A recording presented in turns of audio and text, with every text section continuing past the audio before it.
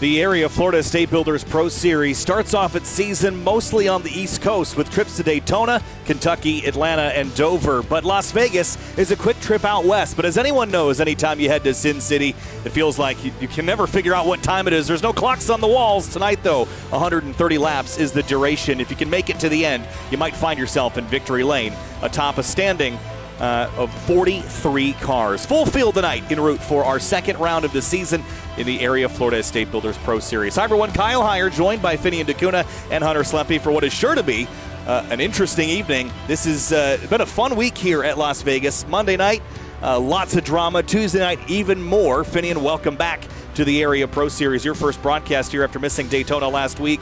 The high banks were one thing. Sin City is another. This is going to be a frantic evening.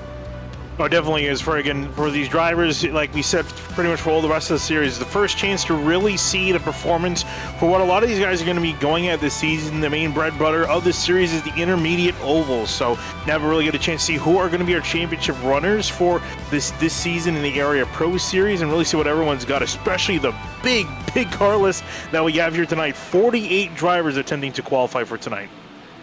One of the drivers to keep an eye on is James Skyley in the 7 car because he is looking to go for 3 straight wins here at Las Vegas, one in Season 3 and Season 4, but he's going to have quite a bit of challengers tonight, including Jake Nichols, as mentioned last week. He is now a full-time member, should say, for the Florida State Builders Area Pro Series, so that will be a fun little mix, Kyle, for tonight's event.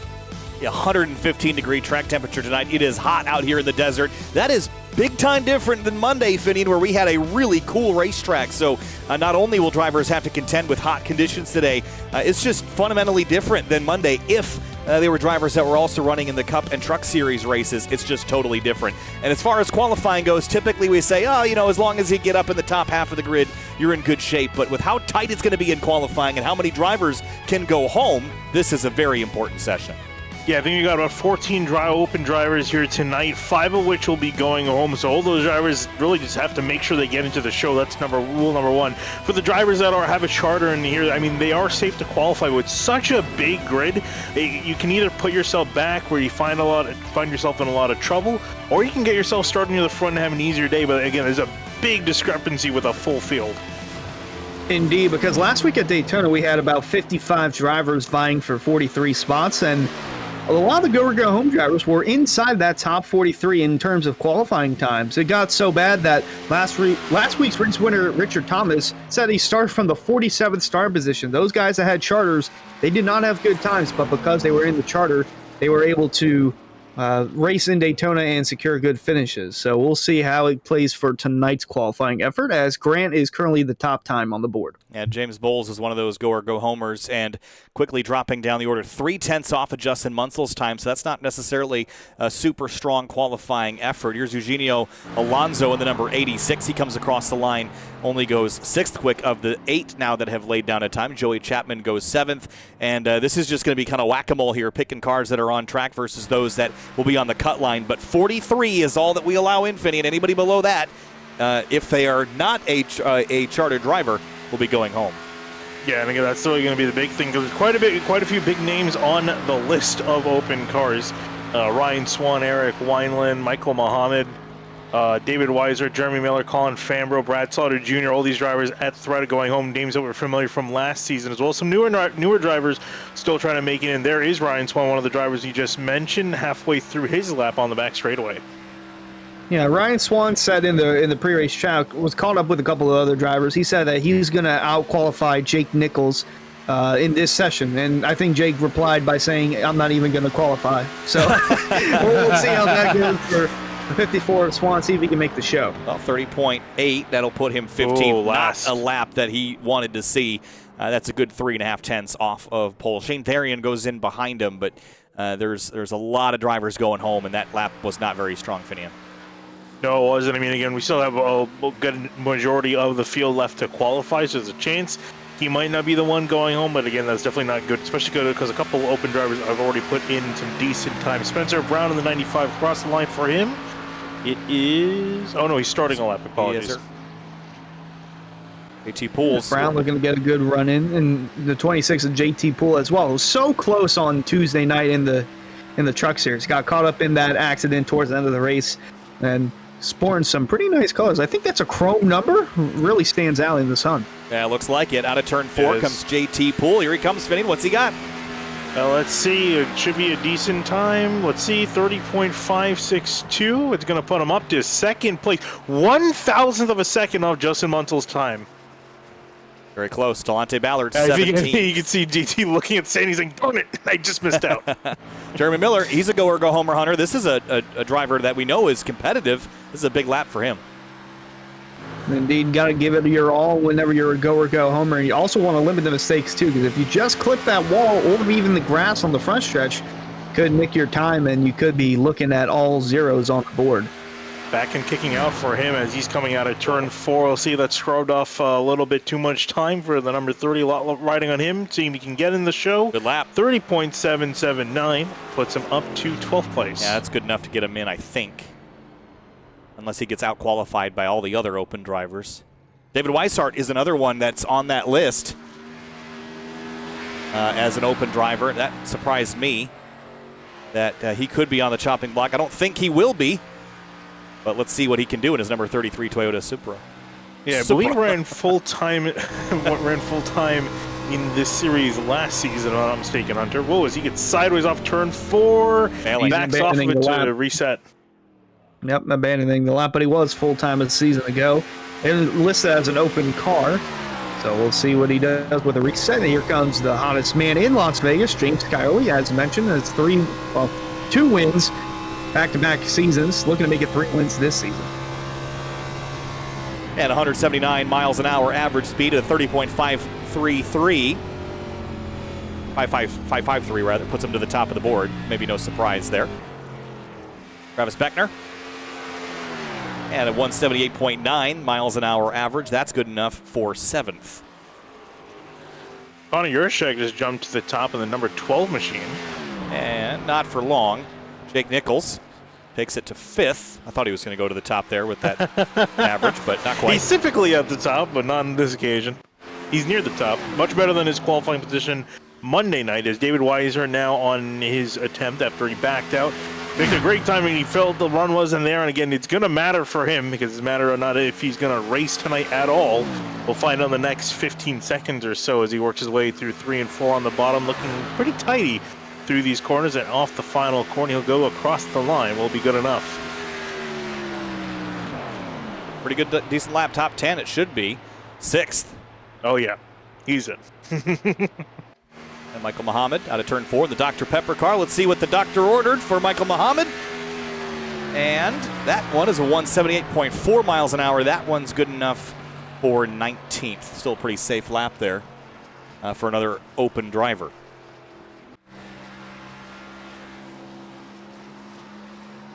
Ryan Hart's in the number 3, working his way through the final corner, coming across the line to complete his lap.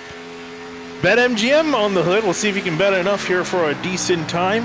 Yeah, across. That's a great lap. 79. 30.564. It's going to put him near the top, up to 5th. A decent lap there. We have a battle of the sportsbook. So it's BetMGM on the 3 of Hearts, and then it's Caesar Sportsbook on the 33 of Weishart. Both fast cars. And Danny Ware with a little slide there in turn 4, coming off a podium finish last week at Daytona. See if we can follow it up with a top 5 performance here in the desert. 22nd. Yeah, pretty much smack dab midfield. Greg Mitchell in the number 2 coming out of turn 4 to complete his lap. Looking tidy from the end of the lap. We'll see if it's good enough. If the rest of it was good enough for him. 30.649. He also around upper midfield into 12th. Shane Abbey comes across the stripe. We've now qualified 44 cars. 45th now as Shane Abbey goes into 38th. Shane Abbey is one of those open drivers, and Justin Anasogak in the 88 did not get a lap. Neither did Tom Bourne or Brandon Bowie. Tom Bourne is a go-or-go homer, and he is almost out of time. So if he doesn't go, his night is over before it started. Yeah, I see him in the server, I believe. What car number is he in? No, Tom he's attempted to qualify 2 laps on the board, so he's out. Oh, he's done. Yep. And so as Bowie and Anisogak. So qualifying is complete with 2 minutes left on the board. And 45 took time. 3 did not. Brandon Bowie, Justin Anisogak, and Tom Bourne. They didn't get times, in fact. Here's a look at your qualifying results and kind of walk you through how things look. Connor Urashak will be on pole in the number 12. James Scioli, Justin Munsell, second and third. We look down the rest of the order. The first Ford makes an appearance in 13th with Greg Mitchell. And Cameron Hearn and Garrett Grant repping the blue ovals for the rest of the top 20. Again, not a lot of them, so you got to point them out where they are. And this is the group where I think a lot of our non-qualifiers is going to come from. Michael Muhammad, did he get clear? 22nd, he should be good. I would think he is. There should be enough cars in behind him, but again, we're waiting on the admins. They're going to be sorting out who will be going home. We definitely know Tom Bourne will be one of them because he was unfortunately not able to put a time in. Indeed, and actually looking at the list of open cars, I think Brody Folliker was inside the top 15. He had a pretty good lap time. Yeah, he was 14th. Folliker in the 42 machine. Clayton Montgomery up to the 15th place. So that's a decent qualifying effort there. And it was pretty tight with the top runners. From first down to 41st was less than half of a second. So that's not all that small of a gap here at an intermediate track, but half a second's not all that long either. So pretty it looks like we got an official list of who's going to be going home. It's going to be Tom Bourne, Alex Bell, Eric Wineland, and then the number 84, Shane Abbey, and the number 54, Ryan Swan, also going to be missing out. Oh, Ryan Swan, he qualified. Where did he end up? I thought he was 36th. Clear, yeah. 36 didn't get him in. That is pretty wild. It wasn't a great lap. Wasn't that bad. But wasn't good enough. Wasn't good enough. Well, there's an alternate universe where Babe Ruth called his shot and it did not go where he intended it to go. So a couple minutes until we get the race underway here, but before we do that, race fans, be sure to subscribe to the Area iRacing Twitch channel. As a subscriber, you'll have Area iRacing emotes to use in the chat. You'll also earn double channel points as a subscriber that you can use to redeem for free merchandise, all at the price of just $5 a month. You have to do that on Twitch. If you're watching on YouTube, head over to twitch.tv/Area iRacing. All right, so we've eliminated 5 drivers. We have 43 left on the board. 130 laps. We had our truck race on Tuesday night that went green for the first 50 or so. Then we had a quick rash of yellows and then a couple splintered in there until the end of the show. We ended on a green flag run. Monday, we ended on a green flag run. Finian, is tonight the night that we see full-on pandemonium with a big field and so much aggression? I mean, I hope not, but I mean, it's not necessarily looking the best when you look at the weather. It's pretty warm out there. We started when we joined in practice, it was 120 degrees on the track. Now you can see it's dropped down to 114. So it's cooling down a little bit.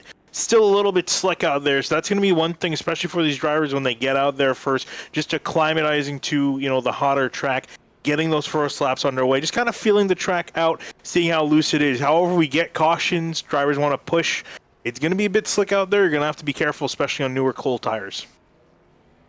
Yeah, and especially for the Pro Series, we're going to see, I believe, a lot more spread out racing. Monday night, we saw somewhat pack racing from 10th on back, even inside the top 5 at some point during the race. And truck race, that was essentially a pack race, the second half of that one. But we'll have to see how this turns out for the rest of the field. And could we see a new winner, or will we see Richard Thomas return to victory lane? Well, I was going to bring that up because, remember, you win and you're in as far as the playoffs are concerned. If you can do it this early in the season, you'd like to just get it out of the way and be able to focus in a different area. You don't have to worry about getting that win. It's going to be hard to win races this season, especially with grids this big. If you can get one early, you can shift your focus to other tracks that you might not be so strong at and try to collect some other wins that will vault you clear of everyone else in the point standings. I mean, the stats show us that someone's going to get 3, 4, 5, 6+ wins potentially. So as far as getting one in, if you can get 2, you can put yourself in second or third as the top or second highest seed in the standings heading into the season finale. That might launch you just clear enough to go for a title. So it all sounds so simple. We know it's not. Qualifying is complete. This race, if it goes green from flag to flag, will take us about 1 hour and 6 minutes of time. And we're going to head down to the Roasted Gems Coffee starting lineup here in just a moment. Race fans, start your engines with a fresh cup of Roasted Gems Coffee. Choose from some of the finest coffee beans from Colombia and Peru, or try the blended flavors of French vanilla and hazelnut. Use discount code Area iRacing for 10% off your order at checkout at roastedgems.com. Grid's big. Let's pick our favorites now before we get into the show here tonight for the race. Hunter, let's start with you. You got a favorite here? I mean, obviously, reigning champ Scioli's not a bad pick. He starts second. Not a bad pick indeed, but I like the car behind him. JT Poole in the 26. Started on pole last week, got a 40th place finish. Nowhere to go but up for the number 26 machine. And Finian, who you got winning this one? I mean, if Hunter's not going to pick him, I'm definitely going to pick him. I'm going to pick the number 7 of James Scioli. I mean, he won 10 races last season. He dominated the series. It's kind of hard not to pick him. We'll see where he picks up. He's starting second place, so I think he's going to be starting pretty good for the rest of the season. I want to pick the guy starting in third. That's Justin Munsell. He is owed one so close, so many times. He starts third, and a lot of our picks are up in that front, really the front 5, which maybe isn't all that surprising. Let's roll through our starting lineup here for the Roasted Gems Coffee starting grid. It's Connor Urashak on the front row. James Scioli will start second on the outside in the Toyota Supra. Moving on back to row number 2, it's going to be Justin Munsell in the number 6 machine next to him. JT Poole is going to be rolling off the 26th and 4th. And in 5th place, it's going to be Ryan Hartz in the number 3. Jake Nichols starts 6th in the number 73. Back in 7th, it's going to be the 33 of David Weishart. Moving on back behind him, it's going to be Matthew Bell in the 43 in 8th place. And Nico Garcia starts 9th in the number 41 Chevy Camaro. Nick Massey, name we haven't talked about in a while here on Sim TV, starts 10th in his number 20 Toyota Supra. Moving on back to 11th, it's going to be Travis Beckner in the 27 car, and next to him, Mason Kane in the 31 in 12th place. And in 13th place, it's going to be Greg Mitchell in the number 2. Brody Falliker starts 14th in the number 42. Open entry, strong qualifying.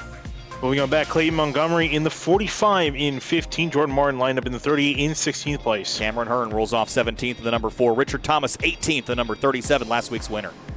Moving on back to 19th, Garrett Grant in the number 5. Ed Robertson next to him in the 64 and 20th. Eugenio Alonso 21st place in the number 86, and Michael Muhammad 22nd in the number 77. Bryson Index going to be rolling off in the 09 and 23rd with Danny Orr next to him in the 49 and 24th. And Brad Slaughter Jr. starts 25th in the number 8. Joey Chapman 26th in the number 60. John Furness is going to be rolling off in 27th in the 28 car. Jeremy Miller next to him in the 30 in 28th. And here's the rest of your starting lineup. Just notables: Alan Elwood, Casey Lakatos in row number 15. Bronson Stafford all the way back in 31st. AJ Roderick's back there as well. A couple drivers eliminated because of their non-full-time status as open drivers. No charters on board. They were not able to qualify in. Eric Wineland amongst those that missed out. Field heads down the back straightaway into turn number 3. It is a big field, 43 for 130 laps here in Sin City. It's a day race. It is hot. It is going to be fierce from flag to flag. And glad to bring you coverage here on Sim TV. If you're not subscribed, please do that. If you're on the Area iRacing Twitch channel, stay there, but head over to YouTube and hit that red button. Be back for us for the rest of the season. 15 races to go after this one. Connor Urashak in the number 12 Calusa Pines Chevrolet Camaro starts on the front row as we roll out of turn 4 to kick things off. Week 2 of the Area Florida State Builders Pro Series from Las Vegas is underway.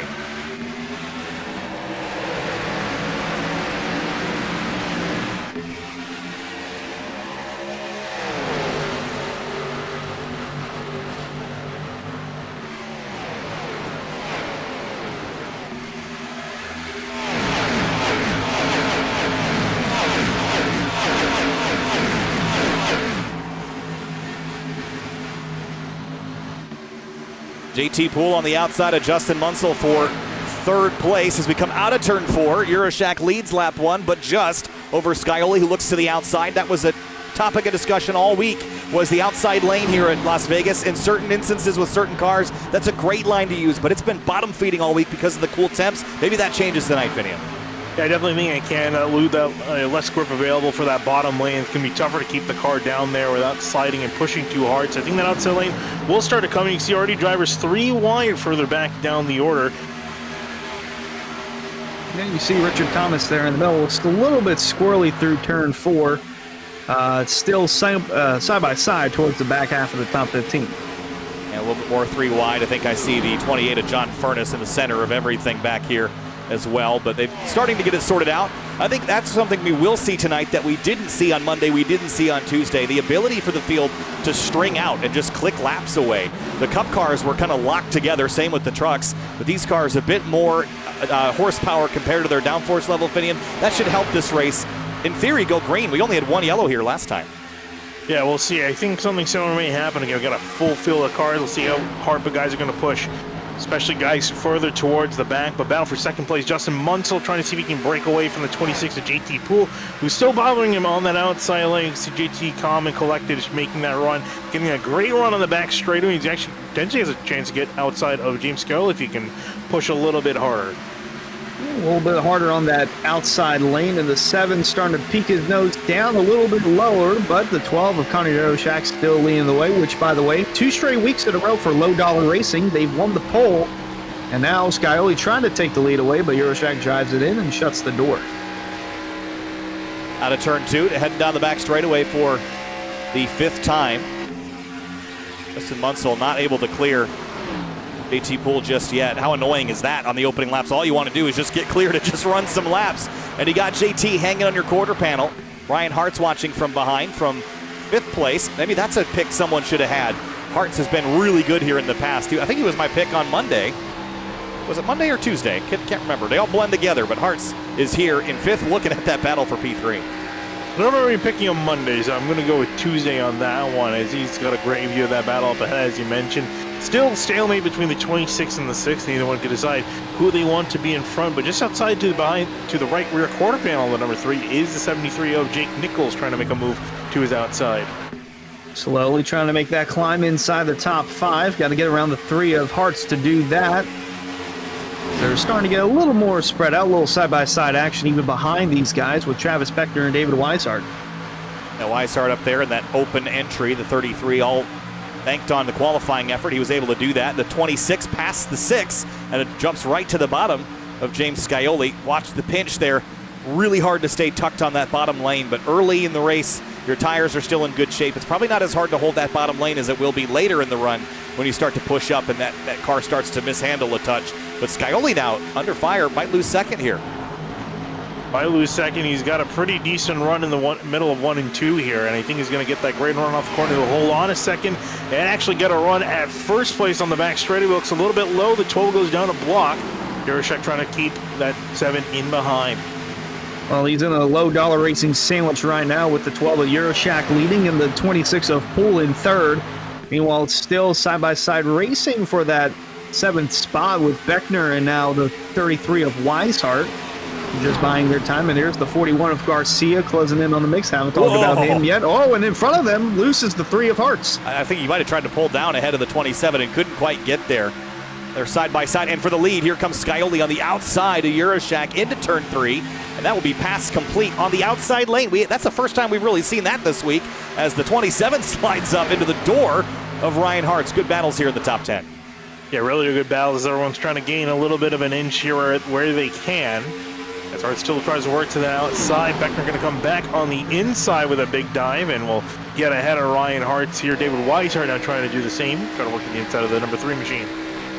Hart's going to clear the 33 off the turn, and now he's looking to the outside of Beckner, but going to think twice of it, shut the door. Meanwhile, right behind them, starting to lag a little bit, but you see the top 10 battle being fought under. Yeah, there's Matthew Bell in the 43. That's that bright blue car. Mason Kane in the 31. Started 12th. He is still 12th. Progress has been a bit challenging, it seems, in the early stages of this race. Watch the 2 on the high side, though, trying to go places. At Middle Groove looking pretty strong early in the going, Finian. Yeah, looking pretty strong. Greg Mitchell trying to move up. It started in 13th up to 9th now, and might get another spot here going to the outside of David Weishart. He's liking that middle lane at the moment. Nico Garcia running inside the top 10, trying to stay in that 10th spot. The 43 of Matthew Bell was starting to close in and peeking his nose down low. Now he's looking to the outside, trying to get some clean air, maybe get a run, as Garcia's on the bumper of Greg Mitchell in the 2.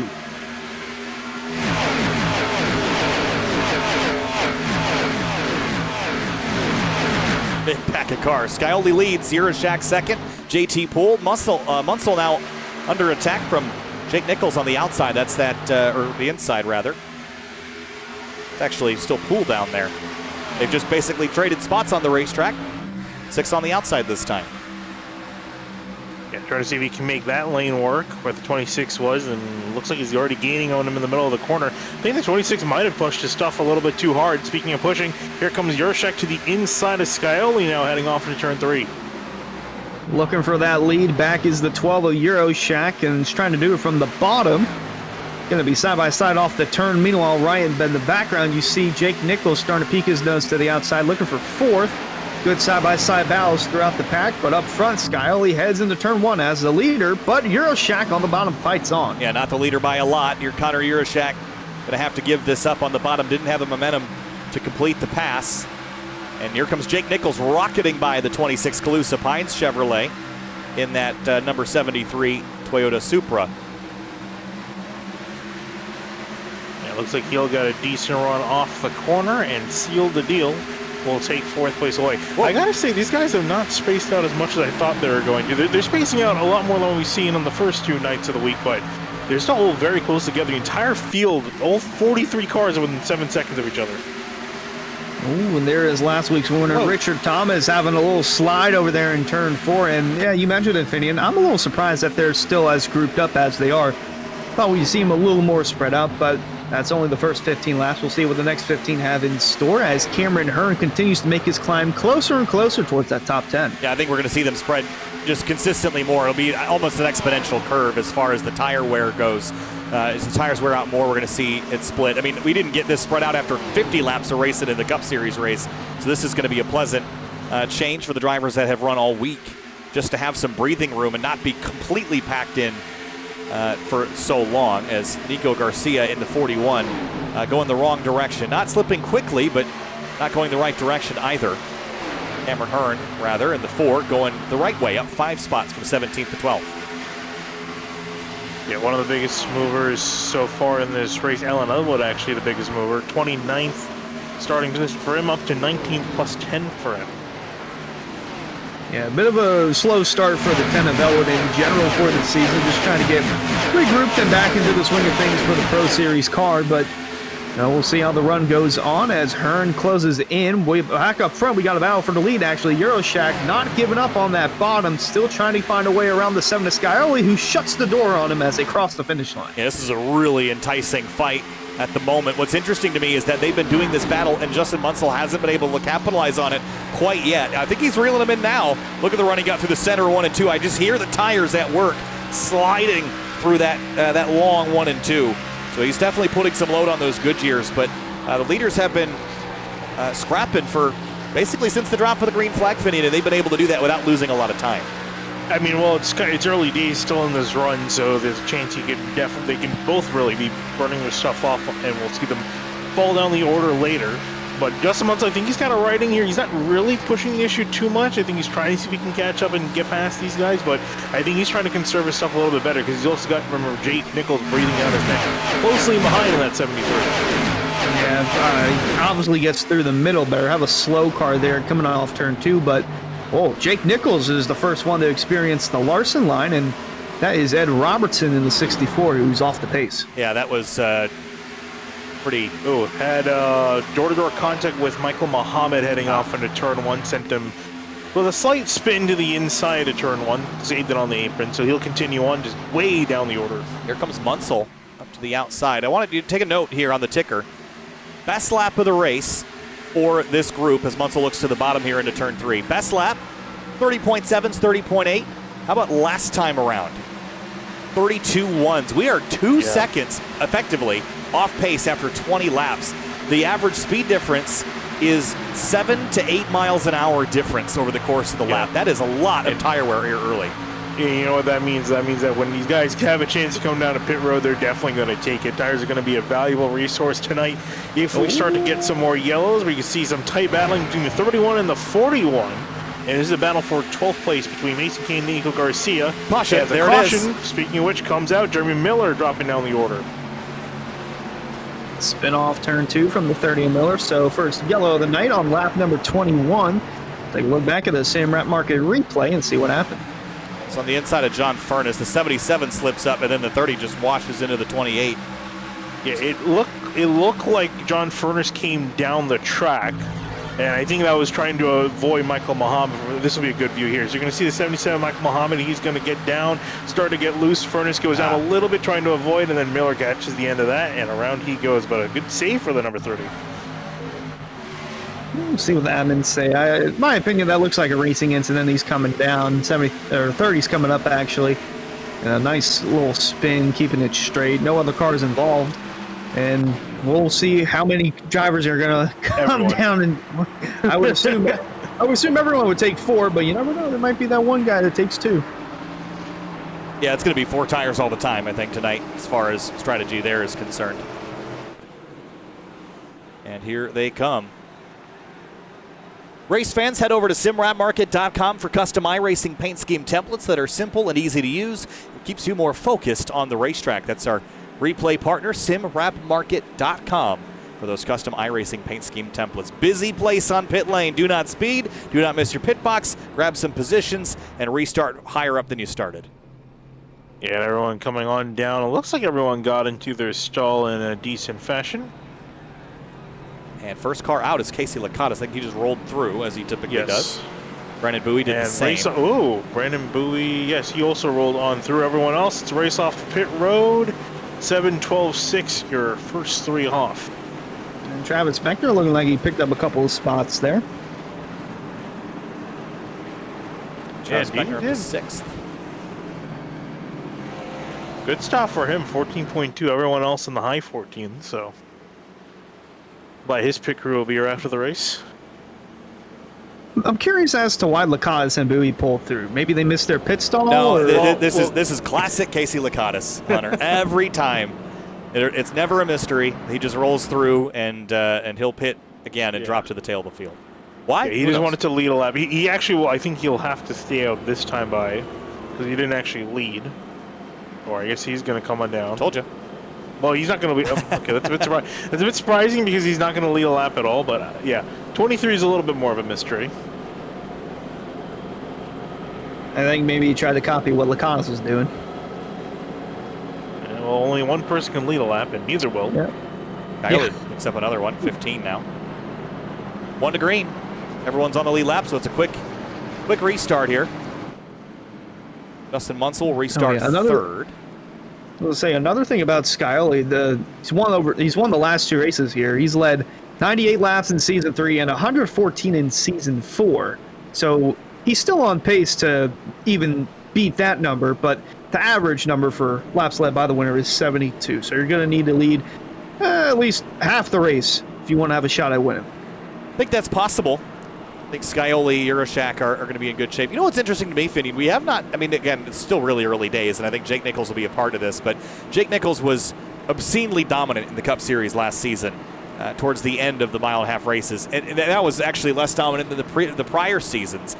We haven't yet seen him be an overdog here in this Class B car. Now, we're only 24 laps into a mile-and-a-half race. Maybe I'm speaking too early on it, but let's see where Jake Nichols ends at the end of this race. Well, I think he'll be a championship contender regardless. He has a worthy adversary so far, Connor Yurshak. He's giving James Scully a run for his money so far, and I doubt he's going to let off here for the rest of this race. So they can do his pace is going to pull off once we get back to racing.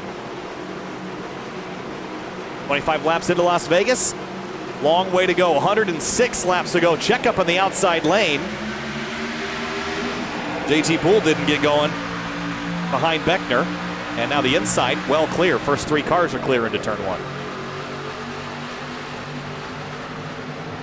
And Yurshak deciding just to kind of pull him behind the 7, not try to beat him off the line. So just kind of surrender that first place for now. We'll come back on the rebound, I think. But in behind him, a solid restart. Travis Beckner trying to take use of his really good pit stop and track position found. Trying to see if he can get up to third as he tries to work to the outside of Justin Munsell.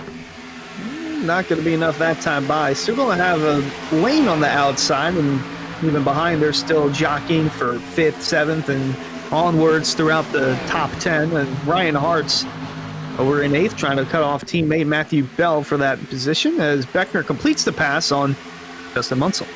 The front 2 beginning to scurry away just a touch.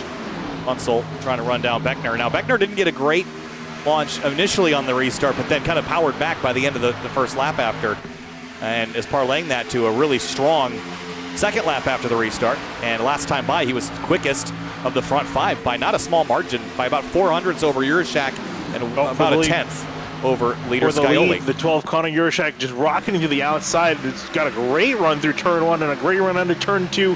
Drag race on the back straightaway. The 12 will just ike ahead. See if he can carry it through on this outside. He's got a great run going.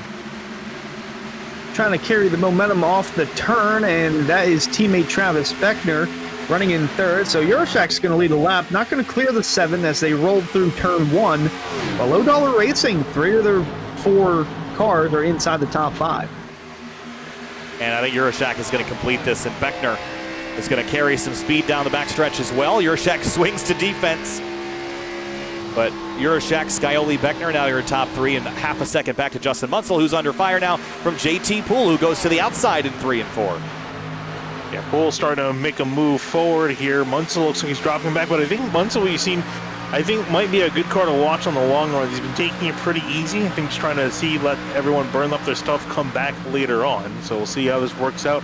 Haven't had a too long of a run. But with the tire we're seeing, this can definitely I think this will definitely benefit the 6 in the long term. That being said, if we keep getting cautions, might not get a chance to see that play out. Look at Travis Beckner coming for the lead. Indeed, he's going on the outside, trying to get a run. He's going to actually back down. We ride in car with the 27 of Beckner, as mentioned. Low Dollar Racing, they're pretty quick. They came here to play. They didn't come to mess around. Came here to get business done. They're holding the top 2 spots, and JT Poole running in 4th, trying to make it a podium sweep at the moment. Yeah, that was a power move around the outside. Got by Scioli about a half a turn, and then immediately took the fight to the race leader, but wasn't able to complete it that time. Or how long he'll wait to do it again, or if he'll sit behind and just follow the 12 for a bit. I mean, it is his teammate, so I'm not sure he's going to push the issue too hard, especially early on. I think he might try to play a little bit of rear gunner, keep James Scioli at bay so that these front 2 can dominate and pull away from the rest of the field. But great restart for Travis Beckner to get himself up there. Started this race on 11th, up 9 positions into 2nd. Tight around mid-pack there with the 28 of John Furness. Bronson Stafford nearly coming together in turn 2. Bryce Senasag looking to close in on this battle on the outside. Clay Montgomery in the 45, also a bystander in this as Furness tries to slice and dice his way to the top 20. Yeah, Brody Fillecker in the 42, again, driver that started 15th. Open entry there, big understeer for John Furness into turn 1. Nick Massey in the 20 and the 77 of Michael Muhammad. All good fights back here just outside of the top 20. Yeah, John Furness, we know, a car that has quite a bit of speed, but never quite was able to execute the finishes last season. I think that really hurt him in the long run. But so far, started in 27, not the best starting position, but this car is looking quick here in the midfield. He's going to look to the outside of Nick Massey. Heading off to turn 1, looking up, it's going to be Bryce Senasek, I believe, trying to fight for position. Yep. Indeed, the green 09, the Bryce Senasek machine, and having a little moment there. I believe that's because he saw the 9 of Shane Carrion in his mirror. As mentioned, I don't think it's been mentioned, Senasek, big Casey Kane fan. That number looking somewhat identical. Well, the number is. The paint scheme looks identical to what Casey Kane ran back in the day, and I think he might have thrown Senasek off guard. But nonetheless, we'll go back inside the top 10. Battle continuing to pursue here with Justin Munsell in the 6th and David Weishart closing in on this. Jake Nichols on the outside in the 73. Yeah, Weishart's going to follow the 73 through and around. And this is the first night that I think that outside lane is the more dominant one to be. You could defend up there on Monday and Tuesday. I don't think you could really effectively go up there and make passes consistently, but we flipped the script here with this Class B car. It brings a different dynamic in that drivers haven't had to contend with, and a lot of tire wear. That was something that, obviously, Las Vegas is an abrasive racetrack, but we didn't see it to the intensity that we're seeing it tonight with how much you have to lift off and get out of throttle compared to Monday and Tuesday. And now looking at the top 3 trio, the 12, the 27, and the 7, all riding nose to tail within 0.2 of each other. Ooh, as James Scioli tries to look to the outside, tire sitting in behind Travis Beckner, gets a great run off the corner. We'll see if he can do anything with it. The top 8 are all within a second of each other, and there's no closer battle than second on the track. Beckner low, Scioli high, and JT Poole trying to buy his time, looking at which way to go. As Scioli clears for second and is looking for that lead. Yeah, Scioli just drove up there. He just power moved it leaned on the right side tires, pushed it through the corner. You could tell the car didn't want to do that, but as soon as he got to the rear quarter panel of the 27, it just allowed him to drive right around. So I think there's something to being aggressive just to get alongside and pull the air off the rear of that leading car. JT Poole closing in now in this battle for the top 3. JT Poole coming back has kind of fun the first looks a little bit more conservative now back by the top 3. Where he's trying to early on. Speaking of attack, comes Kylie looking into the 12. Cannot separate from each other one bit. It can't. Is Finian robot voice for you too, Hunter?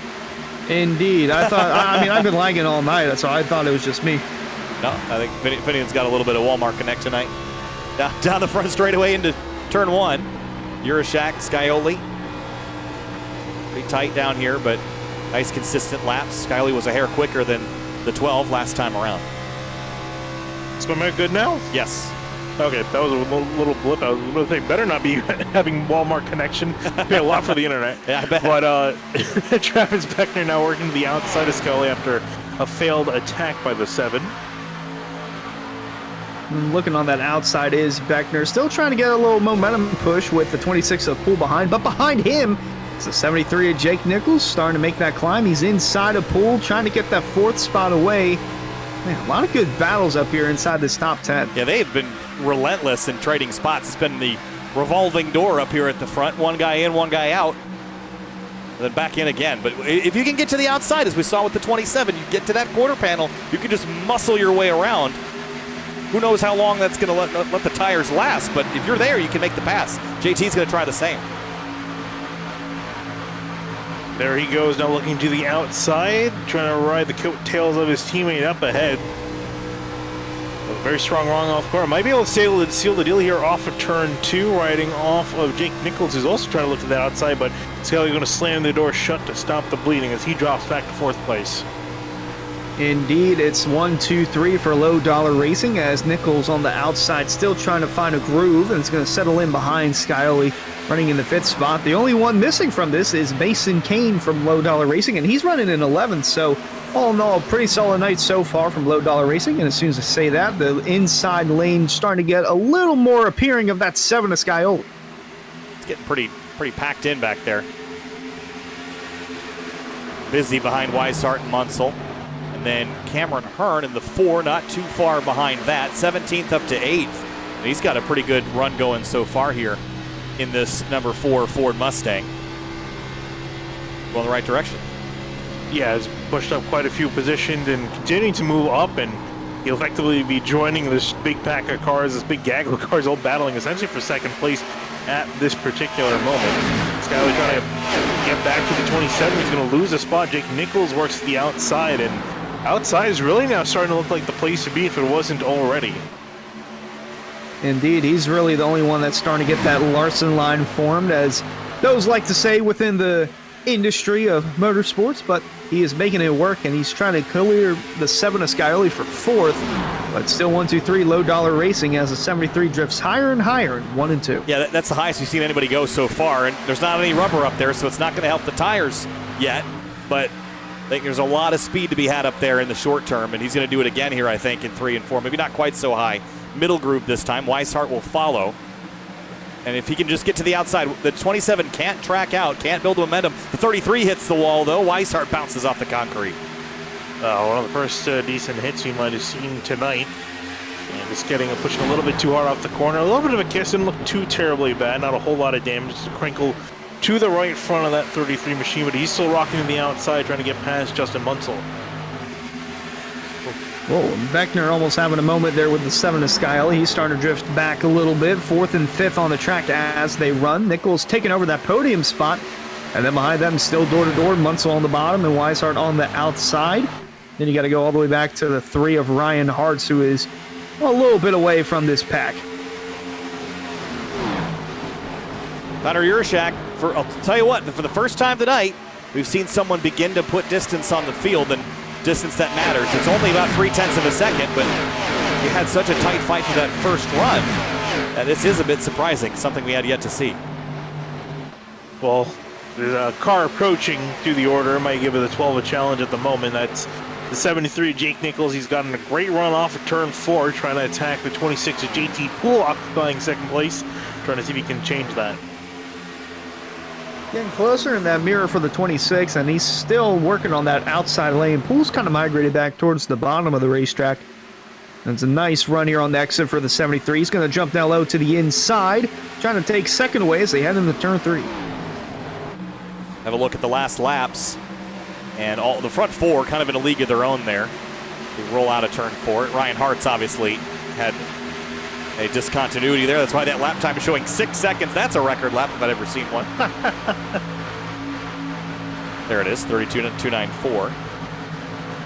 But Beckner about a tenth and a half off. Caution. Eugenio Alonso, I think, is the one I saw spinning, and there he is. Spinning on the front straightaway. I think had some help. Oh, there was a couple cars that were high, wide, and handsome. The 88 was, or 86. It was the 86 rather. What actually started this? You can probably check out. Maybe someone got a little bit tight off the corner. Oh, the 85 did, and then the. Is that the 56? No, even in front of them. Yeah, the 56 and 88 got together. That's what jammed everybody up. So second yellow of the day for another harmless spin, and another 20 or so laps into the run. What do we do? Pit stop. Pit stop. 25 laps in, I think almost everyone will hit pit lane again. Yeah, I mean, these guys have 5 tire sets, including the ones they started with. So they're on set 2. This will be going into set 3. They have 2 more sets to the end of the race. So this is not where you kind of got to start planning, right? Because okay, you may want to pit now. And actually, ooh, are we going to see a lot of people avoid it? No last-second decisions? Thought about it. And he's going to come on in. Everyone's going to come on down. So they're going on to their third set. They only had, yeah, I don't think that's. No. Yeah, that's not going to work. I think we can all look at that and say that strategy is not a viable one tonight. No. If you're out there for more than 10, 15 laps, you're going to come to pit lane. If we get 4 or 5 more yellows that are kind of evenly spaced, then you might have to put yourself in a position where you're skipping a couple pit stops here and there, but I don't think we're there quite yet. We have too many tires left to take to do that strategy. And all 4 tire stops as well. Did Lacaze just do the same thing he did the first time around? And didn't even beat the field off pit lane. Everybody took 4. I mean, everybody took 4. And remarkably consistent stops. Everybody between 13.9 and 14.6 with only a few outliers.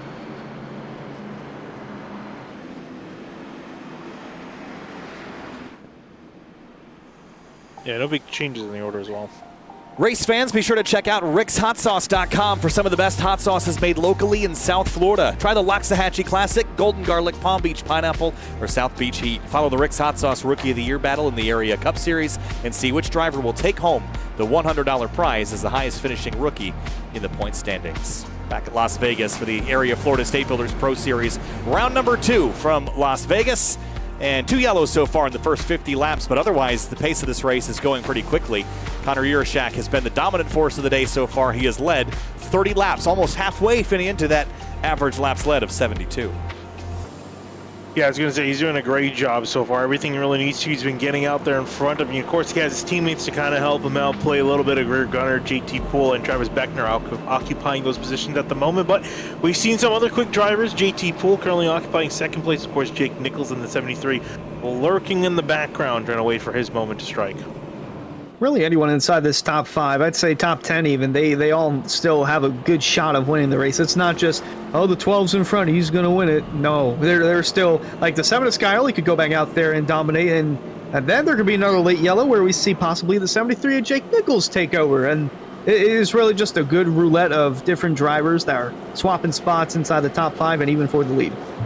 I mean, the top 10 of this field is kind of a who's who of the area league in general. Between Poole and Nichols and Scioli and Beckner and Weishart and Hartz and Cameron Hearn. And there's not really a lot of drivers in the top 10 or 15 that don't belong there right now. So it's been a pretty interesting race so far. Next week we go racing at Kentucky Speedway. which is a track that is similar in some sense. And then we head to Atlanta, which will be a fairly different feeling race. And then we go to Dover, the Charlotte Roval, the Charlotte Oval, Richmond, Darlington, Richmond, Homestead, IRP, and Talladega as our cutoff race before we start the playoffs, of which we will go to Bristol, Kansas, Iowa Auto Club, and Chicagoland. There is a lot of 1.5-mile racetracks on the calendar this season, a lot of them. It means if you're good here, you're going to be good at pretty much everywhere we go. Yeah, and I think that's why, again, this is a great race to really start to see, who we're going to be looking at as our main season-long competitors. And I think this top 5, top 10, really, when you expand out to it, is really a decent picture, a decent snapshot at the moment of who I think is going to be near the front all season long. Indeed. If this is what it's going to be like, then we're in store for a good season on these mile and a halves. Like I mentioned, low dollar racing up there. Then you got the Solar Flare David Weishart combo. The 73 Jake Nichols, and if David Weishart continues to run in the open car, then he's just going to throw his name in the mix there. Sky Motorsports there with the 6 of Munsell. Really good mix of these different teams battling it out. So we've got about 80 laps to go, 79 on the restart, working our way towards the halfway mark of lap 65. Hunter Yurchak has led 3/5 of the laps that we've done so far, 30 of the 50 that we've completed. And here comes the pace car out of turn 4, diving for pit lane. Las Vegas and the area of Florida State Builders Pro Series. Yurchak, Poole, your front row, green flag back in the air. Check up on the inside about 6 rows back, but we're underway again. A great jump for the 12 to get out in the front. I'm sure planned with teammate JT Poole as he pulls in line for second place. Jake Nichols going to quickly occupy third as they race off through 1 and 2. Rolling down the backstretch now. Some cars going to get a little bit close to that outside wall, but it's going to carry a lot of speed off the turn. Kind of like what we're seeing back here. 3 wide. Greg Mitchell right in the middle of that. It's going to be tight quarters racing. There's Connor Horn. Haven't talked about him all day. He's right behind this 3-wide jumbo. Brody Flecker in the 42. Different name. Connor's just sitting trackside tonight as team owner for the 609 Racing Camp. Jeremy Miller up to 23rd. We saw him races spin. like Connor. Yeah, he's aggressive. But you know what they say about aggressive? Staying out of trouble. Aggressive goes around. Down the back straightaway into 3. Here comes Jake Nichols for second on JT Poole. Yeah, Nichols wasting no time to try to get around JT Poole. Trying to push through that inside lane before the outside really starts to get going a couple laps in. James Scioli making a move to the inside on the apron. 3 wide for second place into turn 1. Going to get tight here in turn 1. Haven't seen too much 3-wide action, but JT Poole in the 26 using the power of what I presume is a vanilla milkshake in that Chick-fil-A cup in the background. Staying out of trouble. It's got Weishart pushing him going into turn 3. Very tight here as Scioli to the inside of Poole. Big lateral slide there for JT in turn 3 and 4. And Weishart tucks into the bottom. Travis Beckner's back there. Justin Munsell's back there. And Cameron Hurd. Whoa, that was a big move for the lead. And a big block from the 12 of Yurchak trying to defend that. Take a look at your Simrad Market replay. You got a great run out of turn 4. Looks the inside star, still the outside. See Yurchak trail up the track almost into the wall to defend it. Yurchak's like, I got my notes on you, Mr. 73. I know what you're all about. I'm not trying to get involved in that. So he's keeping him at bay, and he's going to lead another lap for the time being. And right behind this top 5, we got Beckner on the inside, and right behind them is Cameron Hearn closing in on this battle between Beckner and Munsell. Cameron Hearn in that number 4 up from 17th. He's really deep in the top 10 now. Ryan Hartz has had a lot of internet issues tonight.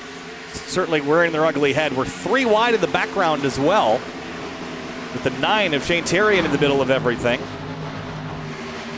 45 at the bottom. And Terrian with a poor qualifying effort. He's trying to work his way up the order, literally muscling his way up the order. Started way down in 38th, is up to plus 19 position into 19th at the moment. So he's trying to make some quick work forward. Has been making some solid progress forward as you look further up the order. Cameron Hearn. Justin Munsell, big sideways slide, and so was the 27. They are pushing right now, Hunter, and it's slippery. Oh, they are pushing indeed, and it's slippery as well with the track conditions getting, well, I shouldn't say they're getting hotter, but they're still hot on the track. Actually, go down. It's actually getting cooler. It's 109 degrees on the track as we're going more into the later afternoon. So it's only 3 o'clock in sim. So the track's cooling down a little bit. So ironically, there's technically more grip on the track. Look at the 33 now on a mission to the outside here, Hunter. Indeed, he's gotten past the 73 of Jake Nichols, and now he's just buying his time. He's trying to fake a little move to the inside of Euroshack, but he keeps that lead going as they're still rolling through turn 4. Not sure if the blinking Mason Kane number 31 has been issued yet by the admins, but here comes David Weiser on the outside. No block this time from Euroshack, but keeps him at bay in turn 1. He still took him all the way to the wall. Had to go the longest way around that tri-oval there. So the rules of the engagement established between these front 3, Euroshack's going to make him work for it, and he's going to make him work the hardest that they've worked so far today.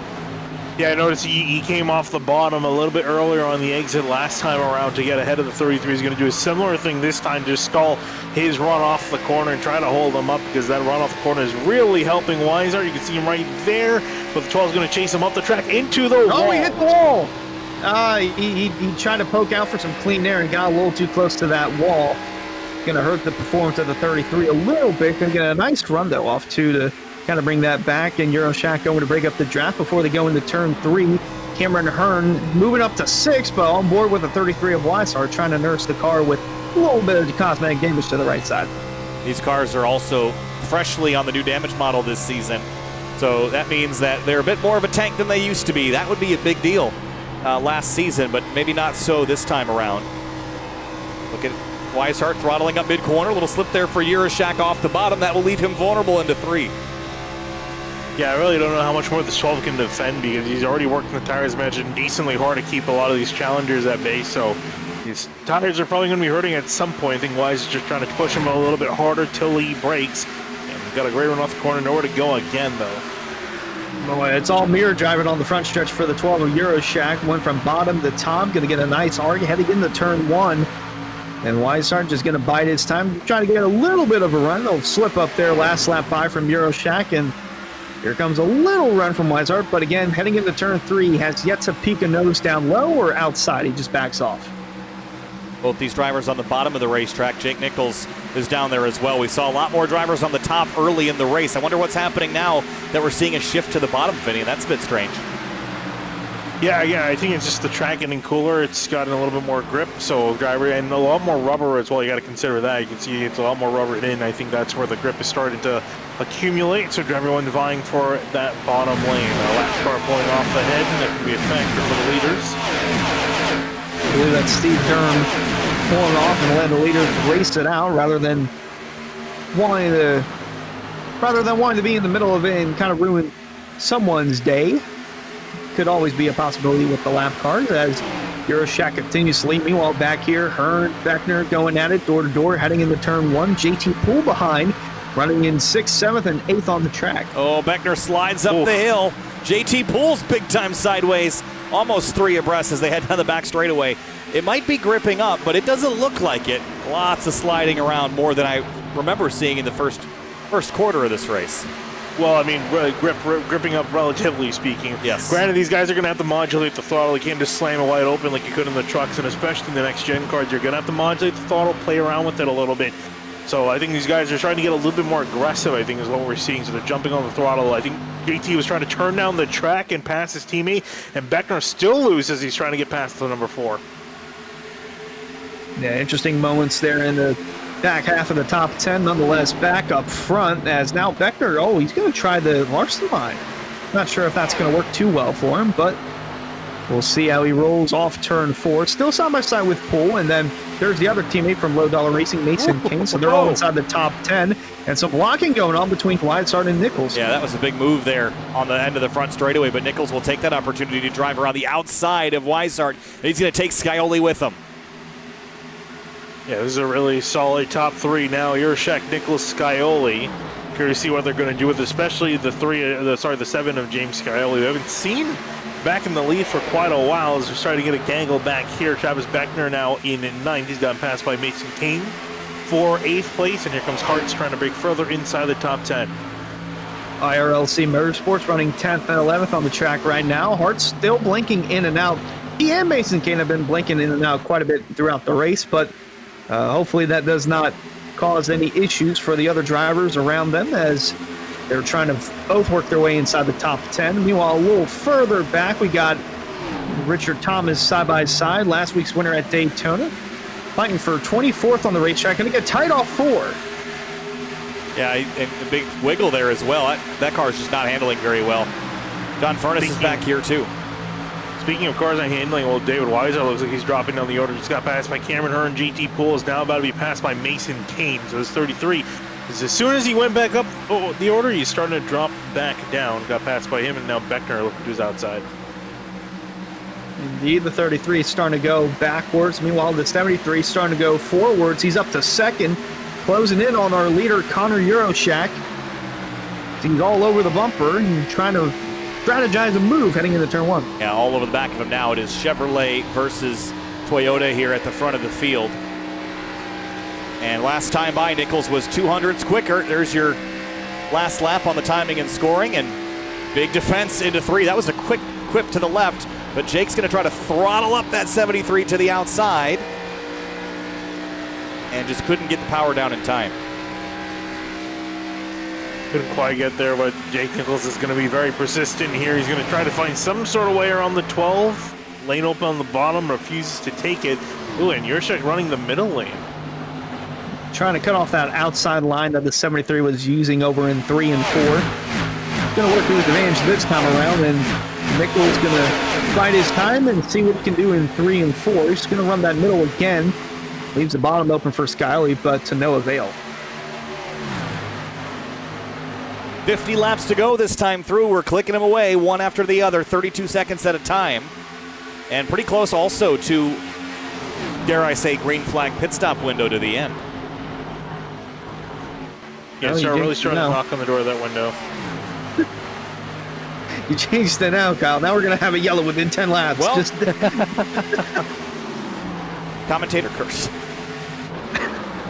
I mean, we have been getting yellows around every 25 to 30 laps, so if continue the trend, we're going to go caution in the next 3 to 7 laps. Could it be in this pack here? This is a pretty frantic battle up here at the moment between Ben Pierce, Casey Lakatos, Ed Robertson. This is all back for about 31st spot.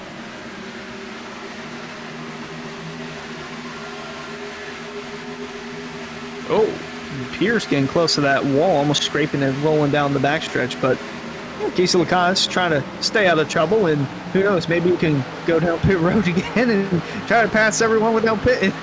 But he's keeping a clean car so far. Back up for the top runners here. Euroshak, his defense has been really fierce, Finian, but it's been working. 54 laps left. It has been working. Question is, again, for these longer runs, because we get to see a long run, I'm curious to see if that 12 is still going to stack up to some of these drivers. We know they've been taking it a little bit more easy. Being it's Justin Munsell, he's a little bit ways out of this, but he's riding quiet so far. I think he's saving something from the rest. James Skyley, too, he hasn't been pushing it too hard. I think he's got something saved up.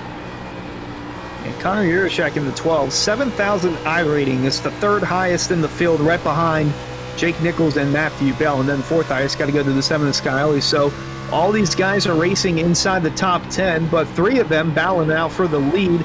Nichols running all the way up near the wall, Skyley on the bottom, and Euroshak still leading the way through the bottom as they're side by side for second down the front stretch. Not a surprise to see Skyley and Nichols together. I think the wild card new to this season is Connor Euroshak really demonstrating that he will be a threat. And I think you're right. He might struggle on this longer run, but these 20 to 40 lap runs are a run length that we see a lot in this series. If you can be good at that short to mid run, that's a great position to be in. I think one of the weaknesses Jake Nichols had last season in the Cup Series was that he was really good after 30 or 40 laps, but he needed the entire run to fully get up to speed. And that he lost some races because of that. Euroshak, though, this is the right distance, I think, to be fast. Yeah, he's been doing a solid job in short run, and it's looking like he might have the long run pace to do it. Nichols and Skyley really just can't seem to find a way around. I'm not sure it's because now the tires are so worn out they can't really do a whole lot, or if again that 12's just got the perfect amount of pace in both the short and long term. Looking a little bit further back, number 42, Brody Bolliker in 15th place. Danny Ware, Jordan Martin battling for a position. Was that debris on the track? I think it was just netcode popping back in contact. Not a concern. Saw what you saw, but when cars pop back in, they triggle the triggle. They twiggle the particle effects. they trigger the. they triggle. What do we guys say? What do we twiggle? They trigger the particle effects. Yeah, I think that was from Ryan Hart, who's still continuously having internet issues. I'm a bit surprised because I don't think we've seen Ryan Hart have internet issues normally. If I recall, I think he did a little bit last season, but I don't remember it being persistent. Yeah, I don't remember it being this bad. He's been constantly flashing every other lap or so. But taking a look back at the leaders and look at the top three, though, they got a solid gap back to everyone else. There is Ryan Hart. And you see right there, Travis Beckner, Cameron Hearn battling for position. Whoa. The 4. Cameron Hearn, he's been looking pretty good in the second half of this run, trying to work on the outside lane of that 27. Well, these two are the best of friends right here, and right behind them is Ryan Hart, who, by the way, did move in the off season, so starting to get things a little sorted out, and maybe internet is one of them, trying to get that fixed, but nonetheless, he's still got a fast car inside the top 10. Whoa, Beckner and Hart out.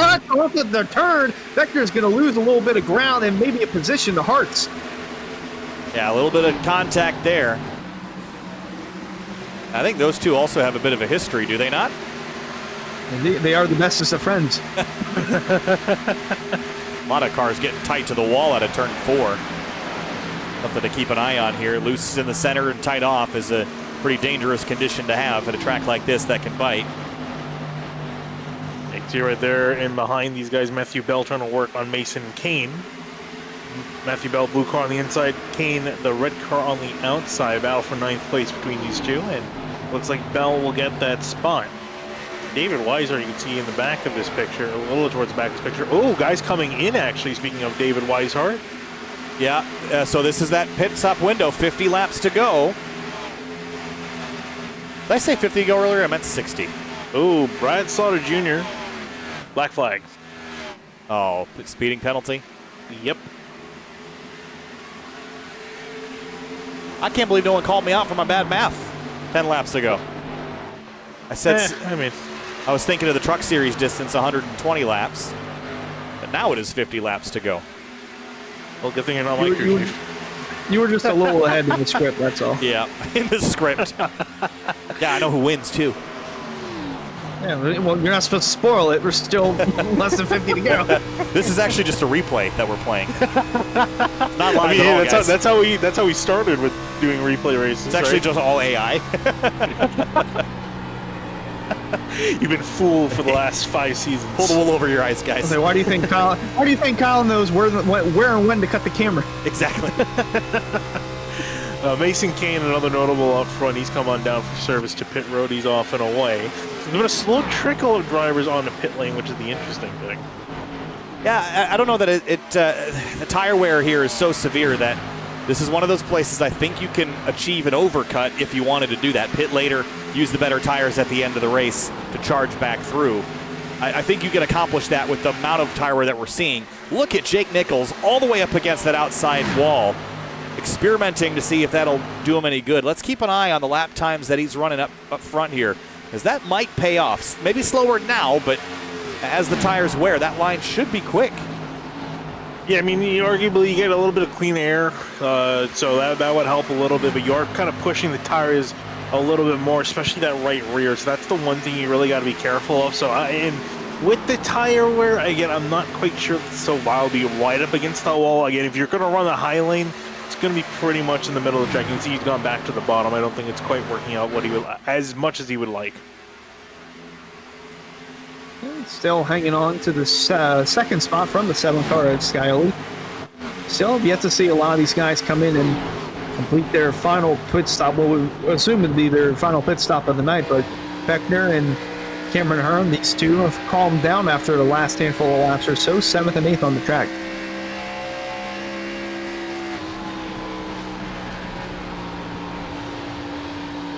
A guy quietly lingering in the top 5, I picked to win this race, Justin Munsell. Quietly sitting there. Those top 3, they are quicker for sure. But Justin Munsell has just been playing a very smart race. Hasn't lit the world on fire. Hasn't let it burn out. Don't forget about my pick, running right behind yours. All our picks are 3rd, 4th, and 5th on the track. Well, I was going to say my pick is leading. Okay, that well, was the 3. You're not leading the race. Cheater pick, though. Is it a shooter pick? Champion. I mean, Hunter had the chance to pick him before me. He went first. JT Poole just shook his head. I think he just had a big moment in 3 and 4. Let's have a look on the Sim Wrap Market replay. Watch the 26 here. Watch the orange tape on the wheel right there. Big slide out of turn 4. Look at that car slide. It's a good way to get his heart rate going, and my heart rate going too, for that being my pick. Holy cow.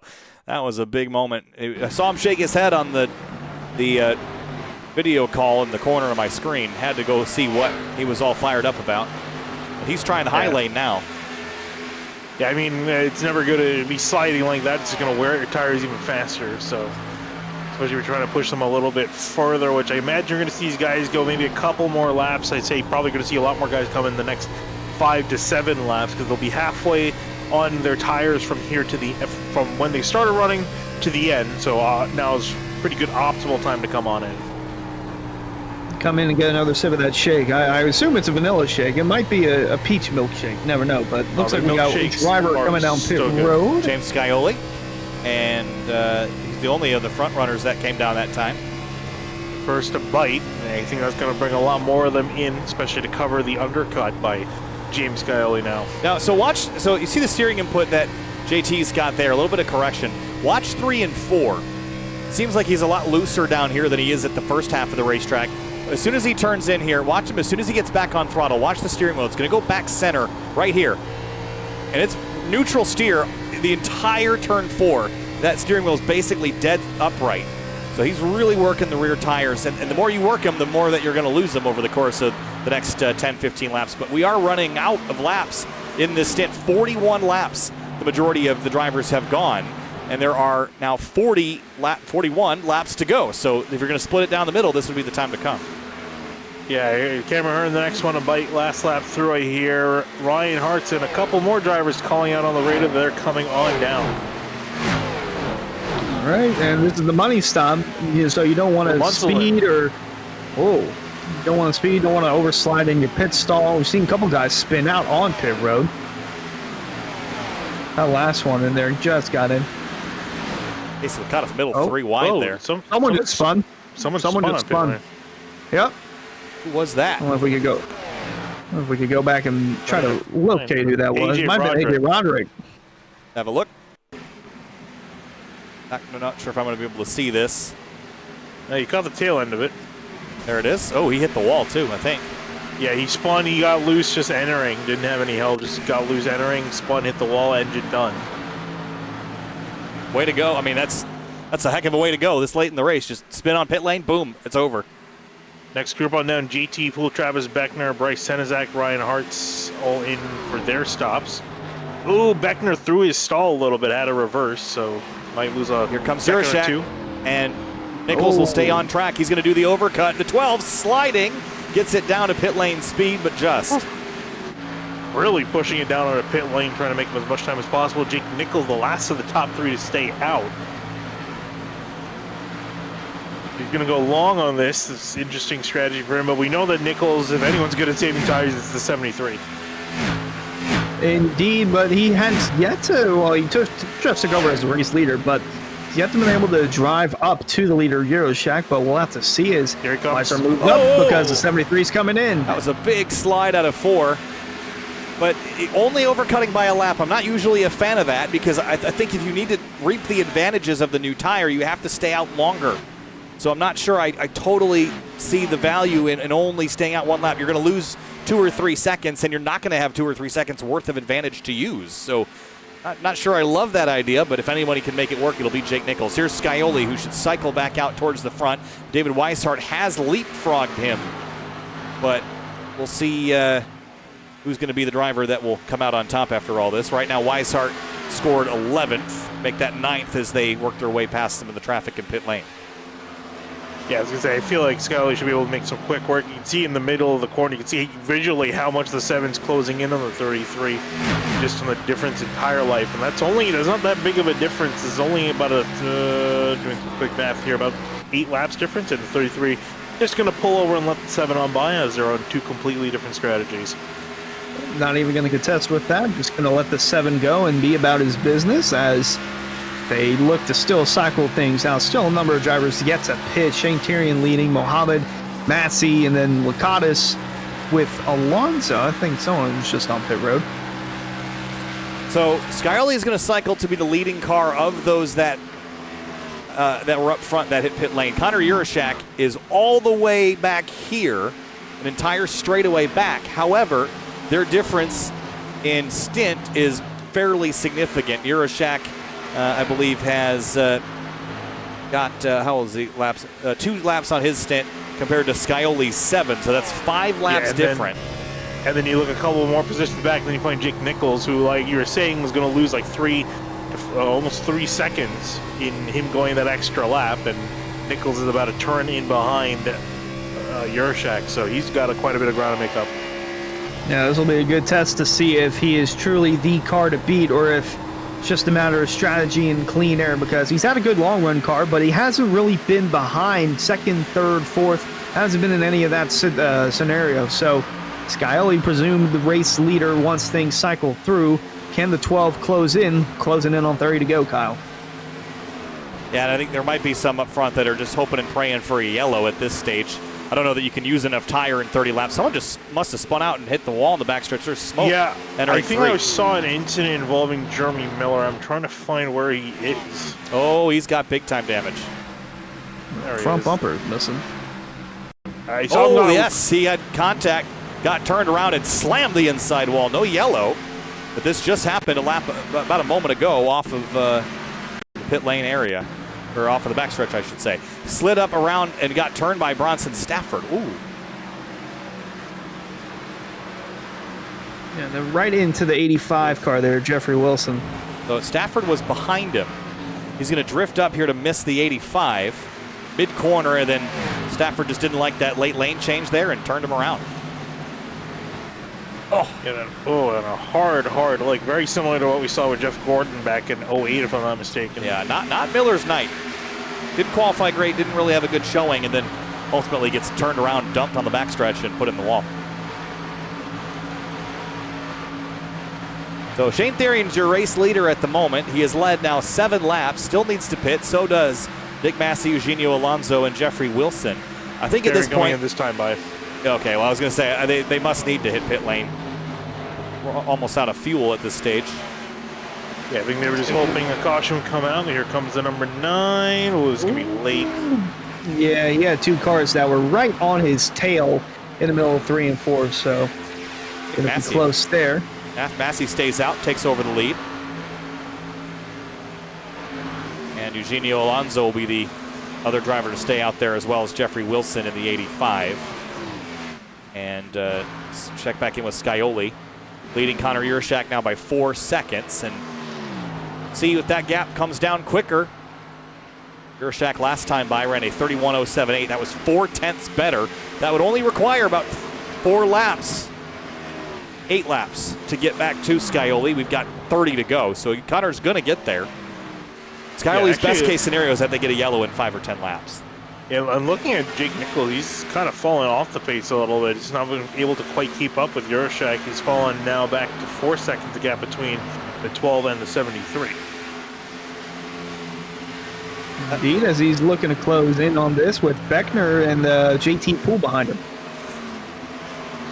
I think that's the risk that you run with an overcut that's not significant enough to have more tire, because had he waited 2 or 3 more laps, he would have given up 2 or 3 laps worth of time, but he would have gained some actual performance that could overcome any decrease in performance that he might have over the course of the run while pushing the tire. Again, I thought that was an early stop if he wanted to find an advantage on Connor Urashak, and it seems like that's correct so far. Yeah, only issue is that these guys don't have a whole lot of time remaining in this race. They've got just under 30 laps to go. And I mean, for Urashak to catch up to Scioli, he's making good time. Jake Nichols, not so much. Again, we'll really see how it all racks up towards the end, though. But Yurchak is making some good time up on the 7. My only concern is really if he's just pushing a little bit too hard. He's catching him quicker than I would have thought. Yeah, that's what I thought too in the early stages of the runs where he would start to pull away from the leaders, but it actually turned out to be a good happy medium. Well, and the difference he's got is about 4 laps worth of tire. That you can burn that up and kind of decrease that advantage to 0, but I think you'll still have an advantage even if it's slim. 2.6, it's come down about 1.5 seconds in 3 laps, so still on target to catch Scioli the next 5 to 8 laps here. By lap 110 or so, and you leave him 20 laps to spare even. Nick Nichols and Cameron Hearn. Nichols should blow by Hearn here without too much trouble. 4-lap fresher tires on him. Yeah, up to fifth place for the 73 Jake Nichols. Now going to try to trail down Justin Munsell, and then we'll be successfully trailing down Yurchak and Scioli. Still got Eugenio Alonso really hypermiling it out there. 56, 57 laps on his tires. Trying to make the most of it, and who knows, maybe get a late caution here before he pits and could shake things up. Could get a yellow. It's possible we almost did with the 30 car, but I wouldn't say it's super likely after having such a long green flag run here. James Scioli leads by 1.9 over Yurchak. There's the 7.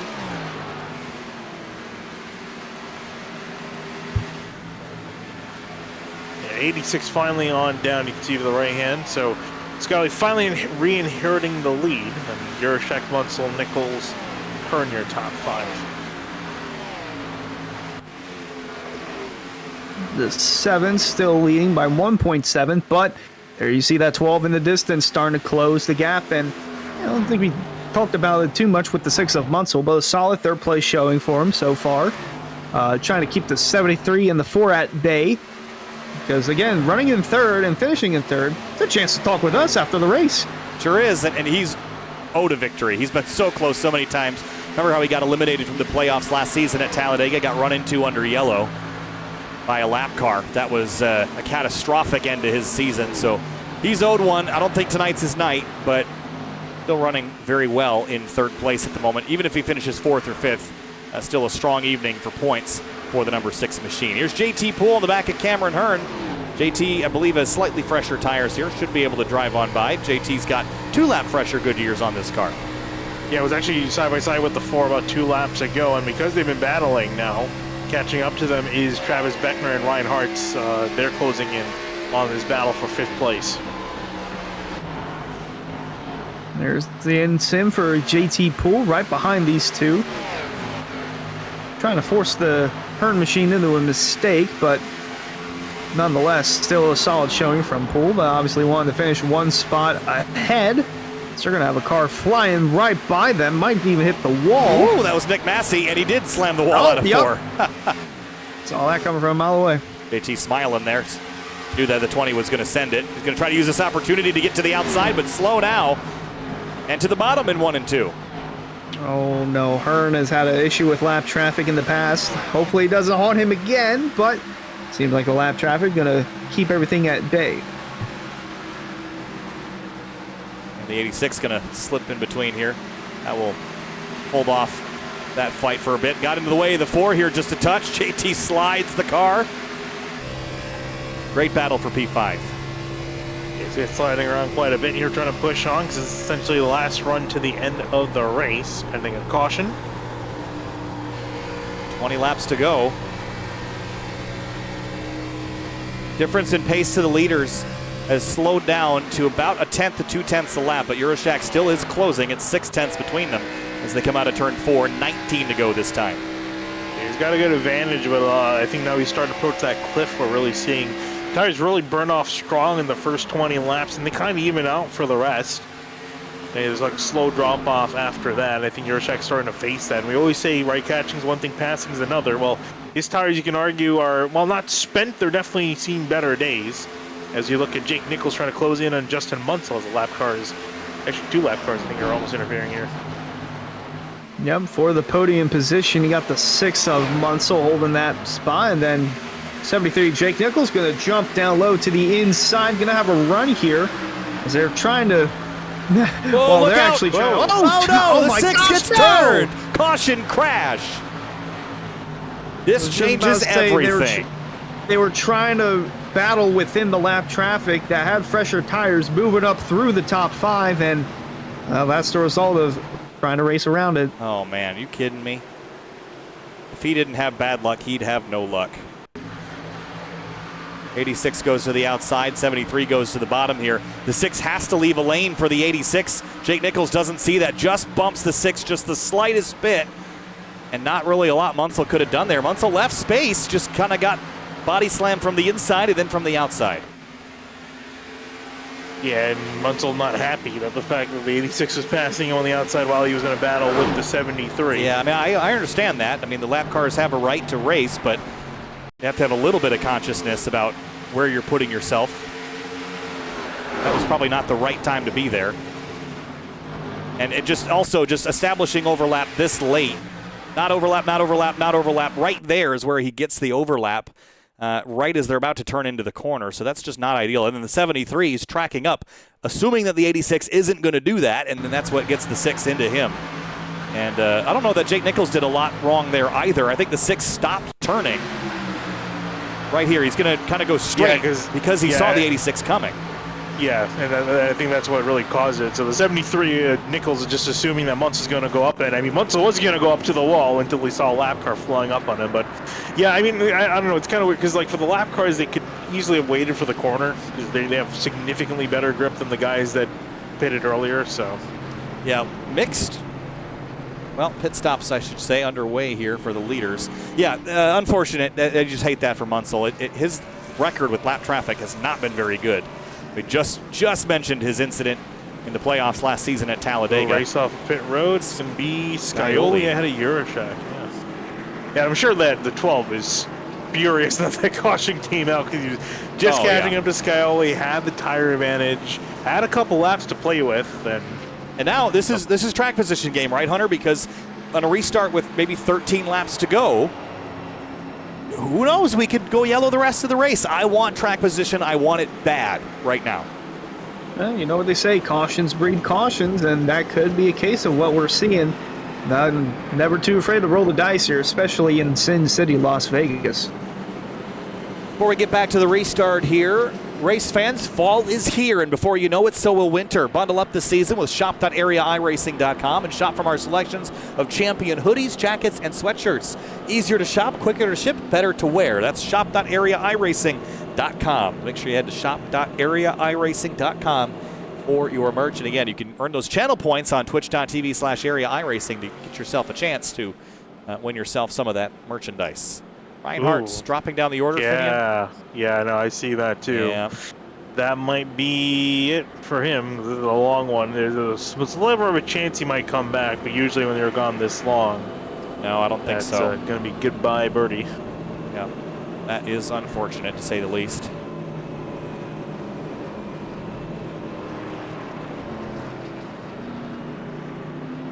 Justin Munsell hit pit lane, and he has been there now for quite a while. Scored 35th at the moment. So Travis Beckner restarts 4th, Cameron Hearn 5th. Is there anybody in the top 10? Brody Falliker is up there in 9th. That's a kind of a wild card, perhaps. Is there anyone in there, Hunter, that could steal the show from one of these top 5, or maybe top 6 that we all have been watching contend up here up front? Maybe Weishart, but Bell, Falliker, Jordan Martin running 10th. Anyone in there can steal this here in the last couple laps? Got to hope for some chaos to happen, which I would presume it could happen because we're within the closing stages. We're near single-digit laps to go here in this race. Falliker and Martin haven't talked too much about either one. I don't think we've even mentioned Jordan Martin tonight. He's running 10th right now. Stayed out of trouble, and that's the thing with Jordan Martin. He's actually a really good driver. It's just wrong place at the wrong time for him. He has these good runs inside the top 15. Just always seems to get caught up in something. Whether it's in the beginning or the middle of these races, but now that he's here at the very end, might be time for him to get his gloves a little dirty and try to make some magic, work his way up, possibly for a top 5 finish. Incident between the number 86 and the 6 has been ruled net code. I think there was a little bit of a bubble around that 86 car on the high side there that helped contribute to that accident. So, or maybe they thought the 6 bounced off the 73, perhaps more than would be possible. But either way, no one listed at fault for that one. 13 to go at the restart. And warm up those tires because you got to go. I think track position here is so critical. I don't really care that this race is 13 laps left. I think it's going to be 3. I want to be where I want to be in 3 laps because if we get a couple more yellows, that might be all you get, and that's a high possibility, Finian. Very high possibility. We usually see for these races towards the end is usually a bit of a caution fest. Towards the end, everyone trying to gain position, trying to make some aggressive moves. I mean, we've seen these guys be pretty patient, so I mean, there's a chance we can go green at the end. But I mean, I would argue that patience, throw it out the window and stomp your foot on it because it's a sprint to the end here, and all these drivers want these positions, and we don't have a whole lot of time. Less than 10 minutes of racing left. JT Poole warming up those tires with a vengeance. Here we go. 13 to go from Las Vegas for the Florida State Builders Pro Series. A good launch by the 7 of Scioli. Back underway. Slide spin. The 5 of Garrett Grant through the grass. Caution. Caution out immediately. A little quicker than I thought it was going to happen. Yeah, same. There was a big stack up on the restart. Let's go back. Just a big accordion effect there. Then the 5 just kind of drifts up and ground to a halt there. He was having such a solid run, too. He was right behind the top 10, running inside the top 15 for a majority of the race. And just unfortunate here on this restart. He just kind of lost track of the driver, how close the 38 was to the outside. Because he just kind of stopped, or the 23, right? He just kind of stops turning. Are you allowed to change lanes before the start finish line? Yes. Yeah. Okay. The 12 did it earlier tonight, and there was nothing said about it. Okay. So let's see who. Double check that. 73 pulls up to the 7 very gently. The 4. No, it was the 42 that Brody Falliker that kind of stopped. Everyone was trying to game the start back here. He tried to jump and then a little bit of a stack up. And it was really kind of, I mean, no one else really did a lot of movement. 42 right there, just false starts. Just by a little bit. It wasn't that much ahead of the 73 that was kind of leading that inside lane behind the front row, but it was way ahead of the people that were right in front of him. I think he was looking maybe too far up the road in that instance. Yeah. I mean, again, like we mentioned, everyone's trying to get as many spots as possible here, trying to get every advantage you can here. Yeah. And that might sound silly to look too far up the road, but you can restart whenever the green flag goes. That's great. But there's also cars ahead of you that might not. Yeah, so you have to keep your eye on. And you can't pass on the inside. You can pass on the outside, but if you're on the inside lane, you can't really go anywhere until you get past the start-finish line. Yeah, 20 of Nick Massey getting the wave around there. Free pass. Gets him back on the lead lap. Be a restart with 9 to go. Maybe 8. Even less laps on the clock. Look, I said track position is the way to win this race at this stage. So now if you're Connor Yurashek, what do you do? Go. You go. I mean, yeah, but, what do you be aggressive? Do you try to, push the 7 out of the way? I think what Connor Yurashek to do is just restart right now. Like, go, and then get a penalty. But the race control will be so confused as to why he was so confident that he was restarting that they deliberate on whether or not race control was wrong. They should have thrown the green flag when he went on the front row, and then let everyone kind of foul in deliberation while he does donuts on the front straight. I don't think that's a pretty sound strategy. Just confuse the race control. Be so confident in your wrong decision that you confuse race control. What that sounds like is like I've outsmarted your outsmarting by with my outsmartingness. Yes. We're going to be an 8 lap to go restart because we have that extra pace lap due to a couple lap cars on course. Again, if there's no drivers 1 lap down, the whole yellow sequence is a lap shorter. But Steve Durham, Alan Elwood, and Justin Munsell are on track 1 lap down or more.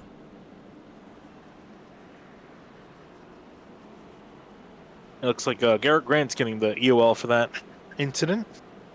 Yeah, he was the car that spun. He got kind of spooked and then know if he was keying up the mic or something, but just kind of went straight and drove into the door of the 23. Wheel drop to the back. That is adding insult to injury there. Damage already done. That stage.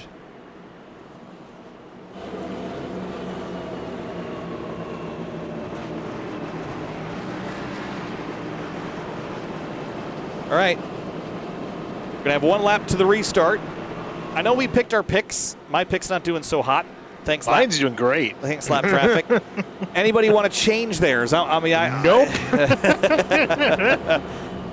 Finian, could I interest you in a Switch? What, a Nintendo Switch?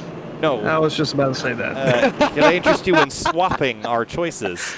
No. I'll include some cash in my deal. I mean, if it's a Nintendo Switch, maybe. Not going the way I wanted.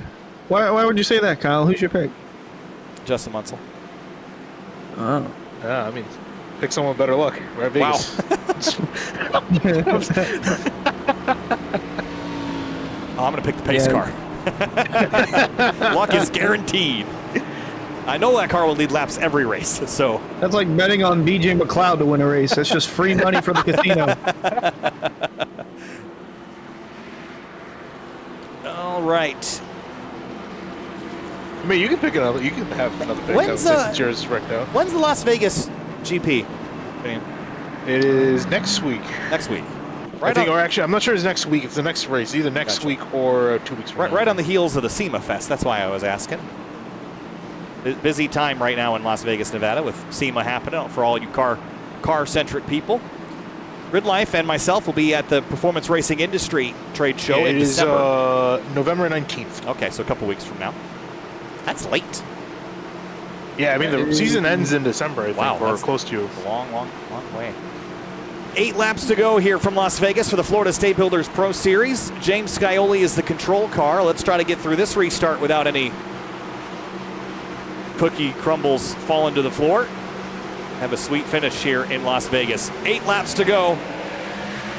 Much better looking that time. And the 12 got a decent restart as well, at least in comparison to the 73, Finian. He's off to a pretty decent restart. Yeah, I think so here as they head off into turn 1 and 2. 3 wide in the background there. There's a caution. It could come from there. John Furnace up top 3 wide with a few other cars. Everyone keeping it straight so far. The 12 of Euroshack trying to get down to the bottom before turn 1, but to no avail. That 73 still rolling strong. Travis Beckner right behind Euroshack as Scioli drives away with 7 to go. Oh, spinner behind. In the grass, the 21 of Delonte Ballard. We're going to stay green. He's in the grass. Jake Nichols trying to fight back on the bottom, but the 12's going to have the run on the high side. He can't fight back. Euroshack going to get away. Travis Beckner now side by side with the 73. Euroshack going to try to see if he can challenge James Scioli here in the closing laps. 6 laps to go.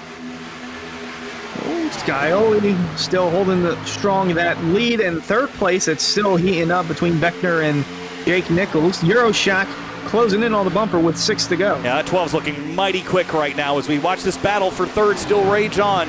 Euroshack is within a 1/10.5 of the top spot, hunting down the race lead. James Scioli tonight has led 37 laps. Euroshack has led 73. The average laps led of the winner here, 72 laps. Euroshack might be destined to win this thing, but he's got to get by Scioli first. 5 laps to go.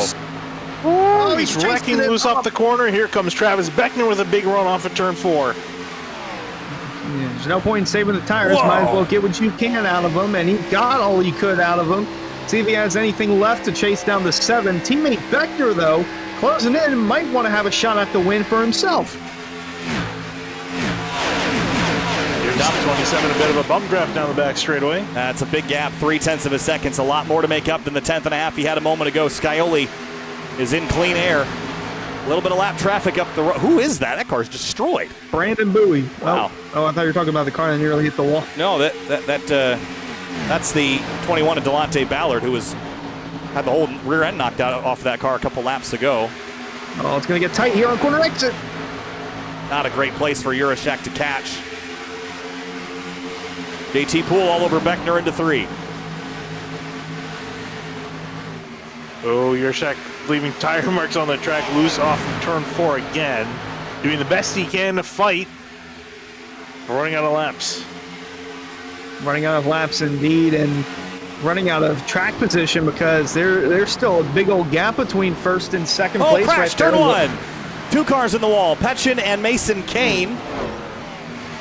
They're going to keep it straight. We'll check in on what caused that later. I think we're all going to stay the same direction. That means that we are going to get 2 laps to go this time through under green.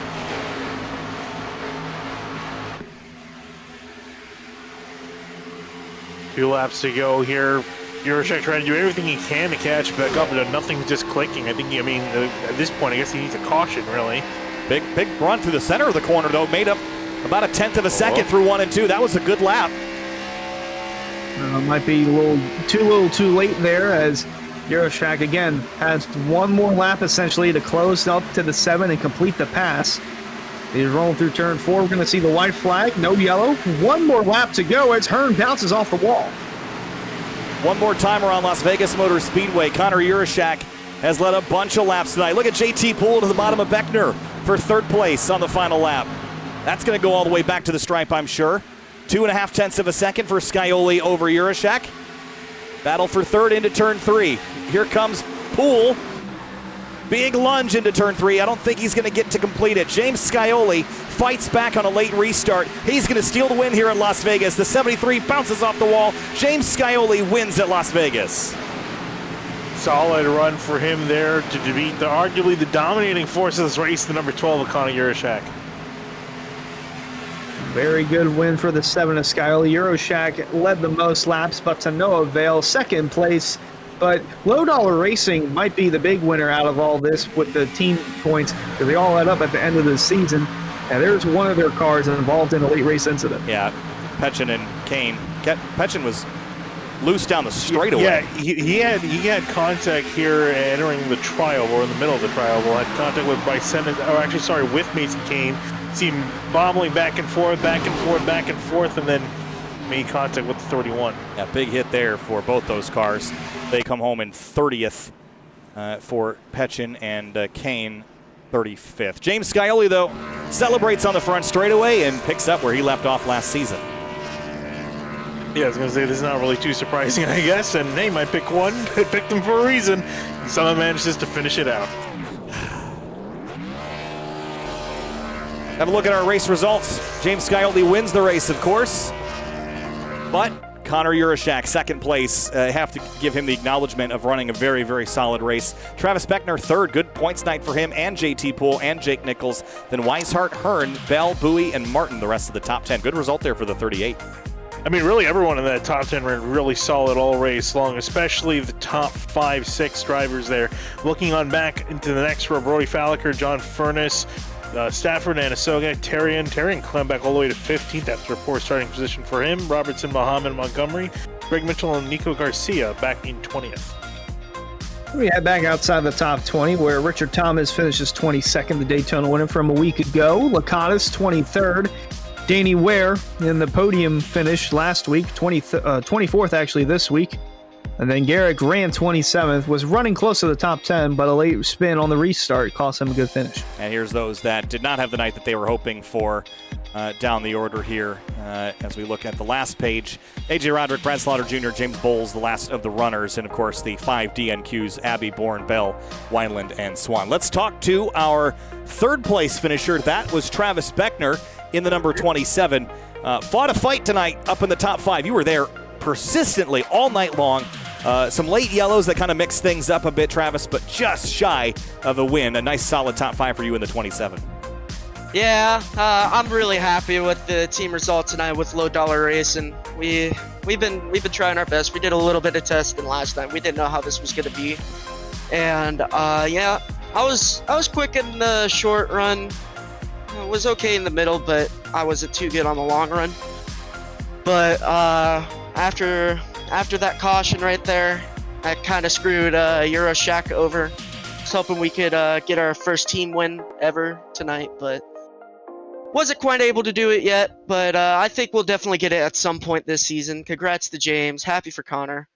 2-3-4 finish for Low Dollar Racing. So, yeah. Yeah, really solid night, Travis. Congratulations on that job. Well done. Before I go, I'd like to thank my sponsors, Calusa Pines Landscaping. Alien Gear Holster, Area Shop, Celsius, everybody at Miller Racing and Low Dollar Racing. And Splash and Go Graphics, y'all taking the time out of your day to come broadcast this race. I hope it was a good one to watch, and all the drivers that came out tonight and the admins. Yeah, really nice, fun race to watch, Travis, and thanks for being a part of it. We'll see you next week as we head to Kentucky. Oh, hang on. One more thing. I'm sorry. I forgot to thank, got to thank my grandparents, my dad, my mom. Thank you, Steve. He's the one that's been helping us out with Calusa Pines and everything, so we'll see what we could do for later on this season. Good team race for the Low Dollar Racing Camp. The 27 Chevy comes home third. Thank you. Connor Urashak led 73 laps, just couldn't lead the last couple. Connor, a really, really strong night. Led laps were slicing and dicing up there with Jake Nichols and Scioli and Beckner and Poole, but just shy of a victory here. I'll tell you what, with so many 1.5 milers on the schedule, if you can repeat this performance, you are going to win a lot of races. Just couldn't quite catch Scioli there in the closing laps. Take us through your race and that last restart. Yeah, I was really, really happy with the pace I had throughout the race there. And at the end, Scioli kind of hit there 7 laps before me, and I had a good entry and was 7 seconds behind and ran him down. And then right when I got there and was thinking about how I'm going to set up the move, the yellow comes out. And it's so hard to pass here on the short run. There wasn't really much I could do there at the end, but happy with our day overall.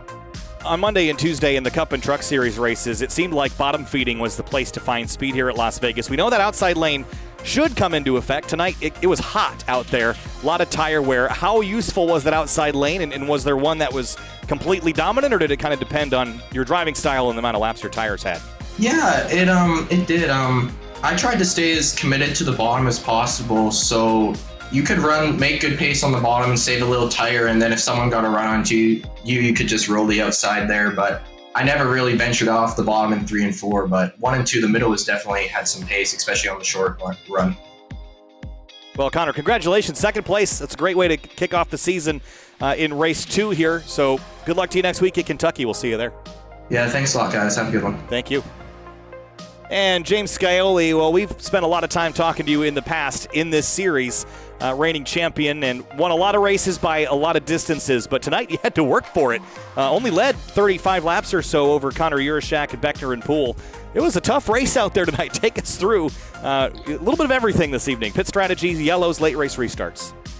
Yeah, we kind of had a little bit of everything. It was pretty enjoyable. The track temp was really hot in this race, which was good. At the other two at the beginning of this week, it was real cool. So I was hoping that the hot track temp was going to make it a little bit easier to pass. But even on that long run there where I sat behind Jake and Connor, you could just tell that the dirty air is still just a little bit too strong to just kind of motor on by anybody. So I knew that I just wanted to pit early and get the lead. I figured with the speed discrepancy with people pitting and all the lines that they can run, that a caution was likely to happen. And then just trying to save on that last run and make sure that I had something in the tank when Connor got to me. So was still just trying to bide my time there. I know Connor was coming pretty quick, and then I don't know if I would have had enough to hold him or Jake off. I know Jake was saving pretty good behind, but just wanted to have a little bit left so that I could just kind of sit on the outside and see what I could do. And then the yellow came out, and the rest was history there. So yeah, a little bit of everything in this one. It was pretty fun.